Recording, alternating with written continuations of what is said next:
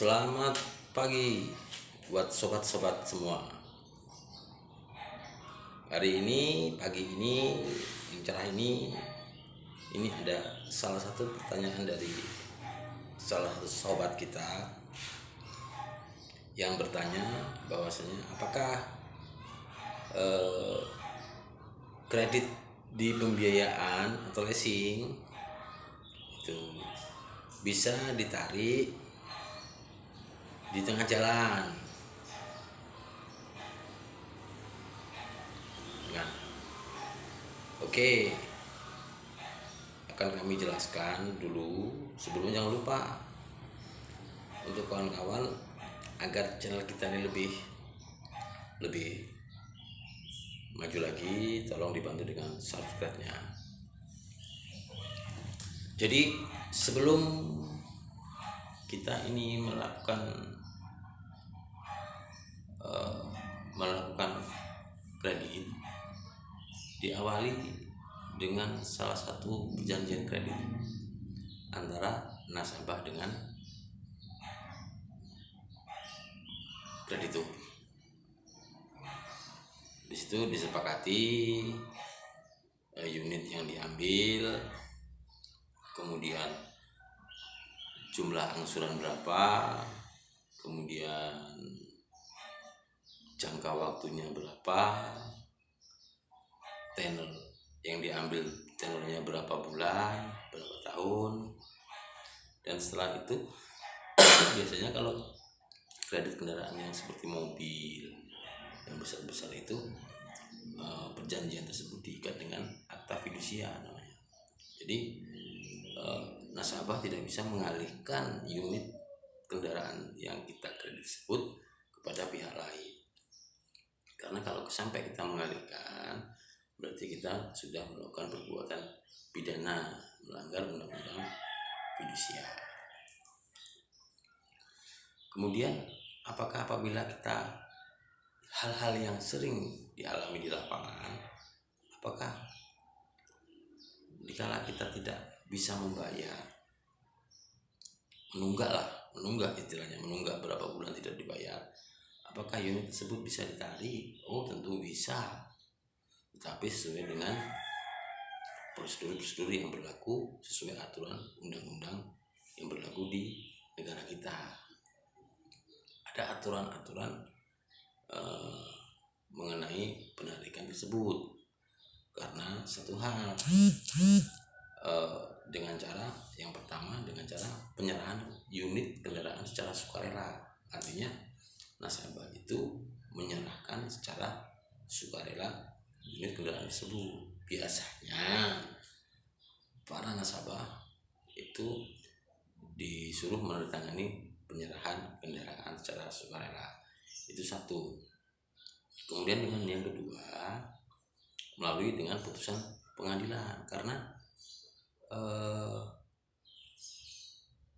antara pihak kreditur dengan nasabah atau debitur ini telah terjadi peristiwa perikatan perjanjian kredit. Artinya di sini adalah unsurnya adalah telah terjadi sifat keperdataan, makanya harus melalui pengeksekusi pengadilan kalau pengen menarik unit kendaraan tersebut. Jadi seperti itu. Tetapi perlu diingat oleh sobat-sobat semua yang sering terjadi di lapangan, yang sering kita baca di media sosial seperti di Facebook, seperti di TikTok, Twitter, bahwa biasanya pihak kreditur itu menyewa jasa pihak ketiga. Kalau yang lebih kita kenal debt collector lah. Jadi kita lanjutkan lagi. Tentunya harus melalui prosedur. Saya lupa apa tadi yang sudah saya bicarakan tadi karena ada telepon masuk tadi. Jadi apakah debt collector itu bisa sewaktu-waktu di tengah jalan ketemu bisa langsung menarik kendaraan unit kita, itu perbuatan itu tidak bisa, karena perbuatan itu termasuk perbuatan melawan hukum. Jadi seperti itu. Jadi tetapi ini bisa dikatakan pidana apabila yang dilakukan oleh debt collector tersebut itu ada unsur pemaksaannya, ya kan? Ada unsur 368-nya biar masuk, gitu. Artinya di situ misalkan ditarik baju kita sampai apa kancingannya sampai lepas semua, kemudian apakah ada kekerasannya di situ, apakah ada pengancamannya, dan satu hal lagi harus ada saksi yang melihat gitu.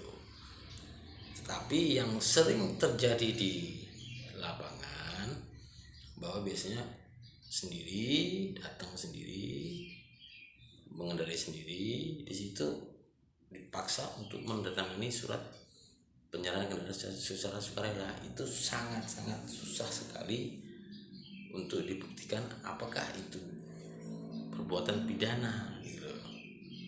Itu jadi seperti itu. Saya pernah beberapa kali menangani kasus tersebut seperti itu,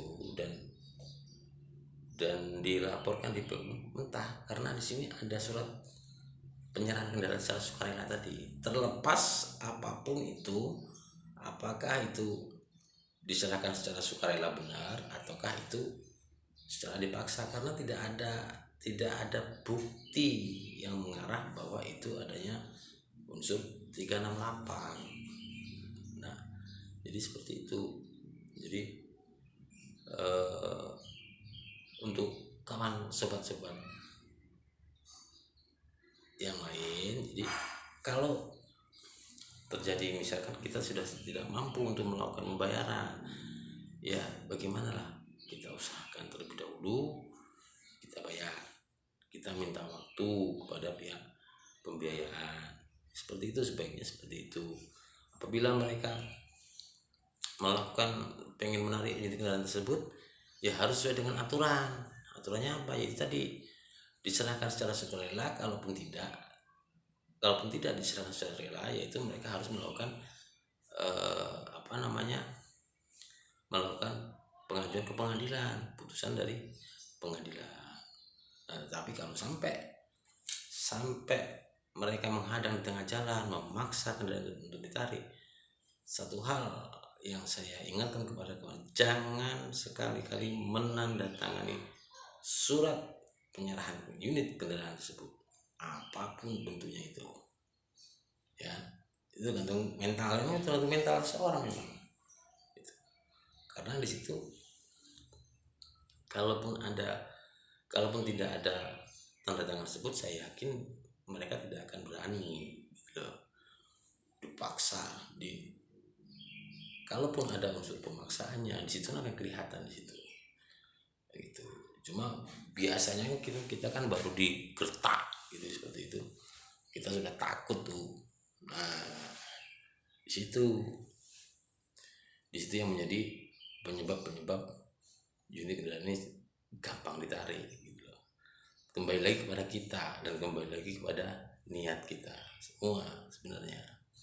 Jadi seperti itu, mudah-mudahan apa yang sudah saya sampaikan ini bermanfaat untuk kawan-kawan semua, untuk sobat-sobat semua. Jangan lupa subscribe-nya agar channel ini lebih baik lagi untuk kedepannya. Jadi seperti itu. Terima kasih. Salam dari kantor hukum Edi Dunigro & Partner.